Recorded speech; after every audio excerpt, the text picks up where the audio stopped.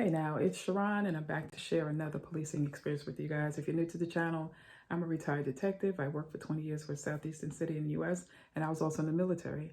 I am sharing my experiences along with my perspective or lens in which I saw things while I was policing, and I still see some of them to this today. And I want to talk about specialized units because I was on a couple of them.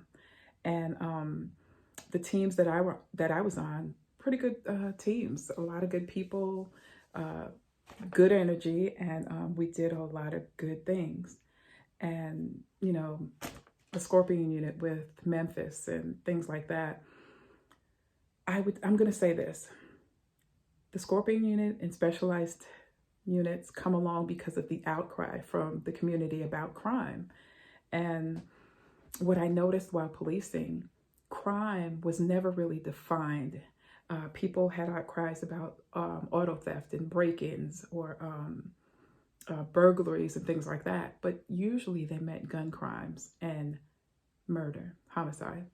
So while I was policing, I started to take a deeper look into what the numbers mean when we have a certain amount of arrests and traffic tickets and things like that. And I talk about that in other videos, productivity versus quota. And with the specialized units, they usually started because of an outcry from the community. And being on a couple of them myself, I saw where it could really go bad in terms of young officers. When I say young officers, they don't have that much experience with policing, or they don't have that much experience with dealing with other ethnicities, Black or white or Hispanic, Asian. They don't have that much experience. And so, you could take classes and they give, I can't remember, but I think they do give some diversity training in the academy when I was going through. But usually it's a voluntary thing if you want to take additional training. So being in the specialized unit, you have to produce. They call it produce. We call it produce. Producing. Society calls it a quota. And remember, I gave you the example of me just sitting on the corner in my patrol car watching people go by. And a call came into my sergeant. He called me in. He's like, Walters, what are you doing? You're just sitting here for 45 minutes. You need to be out there working for your paycheck. And of course, like I told you, I wanted to earn my paycheck, but earning it meant going out there, getting the bodies, arrests, or tickets. Now, where am I going to go to get these arrests and tickets if my sergeant's coming down on me and his higher-ups are coming down on him because the community is coming down on them? Do you see the pattern here? So now, with these specialized units, we got to put the go-getters on the unit so we can get these numbers, so we can bring it to our meetings, whatever neighborhood meetings or however that community meets, so we can let them know we are working and this is what it looks like and we've gotten this and we've done this. It's just a perpetual, it's a cycle.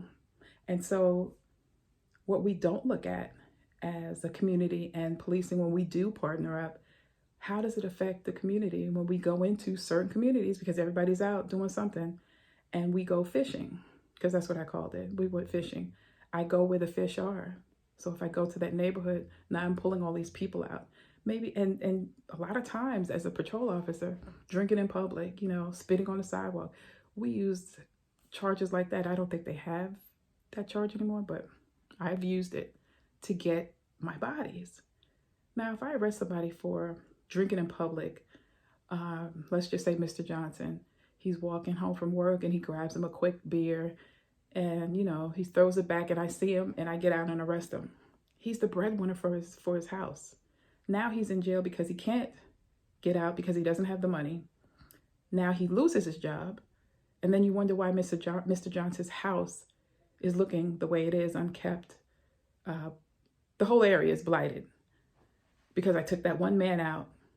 We don't think that far because we don't think of them as us. And that's taught in the academy, this us versus them. We got to go get the bad guys, but is everybody suspect? And I've asked that question. Believe it or not, I've asked that question. I also realized throughout my policing career that this us versus them. I was a part of us when I put on the uniform, the badge, the gun, the whole thing. But when I took off the uniform, I became them. And I told you my experience about, approaching the police officers for directions and the way they just looked at me and kind of dismissed me until one of them realized who I was. And then the whole disposition changed. Oh, you one of us? No, I'm not one of you. No, no, sir. But that us versus them. And I've experienced both sides of it, you know?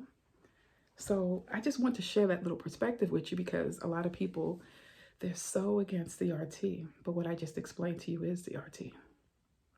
My experience of it, race and the laws, and me putting on the uniform and representing the law. And then when I take off the uniform, the law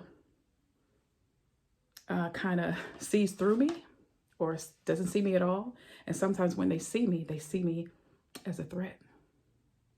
So how does that play out in the numbers? How does that play out in Mr. Johnson with the example I told you about? If we're always going into that area, that one area, and taking all these bodies out, and then we complain about, oh, it's so blighted, it's so nasty. But we took out all the people, the older folks that would walk around cleaning up and picking up garbage and getting on these little kids about cutting school. We took them out the neighborhood. That's critical race theory. It's looking at why does that happen and how to fix it. Well, I just gave you my little 2 cents on it. I'll share a little bit more next week because so many people, you say critical race theory or CRT, but that's what it is. I just explained it to you. I just showed you some of the examples. How do we make policing work for everyone? Because it certainly doesn't work for everyone. And for some, it works against. Okay, well, that's enough. I'm getting off my soapbox, but always remember, first, like, subscribe, share, and take a look at our online store. The link is in the description.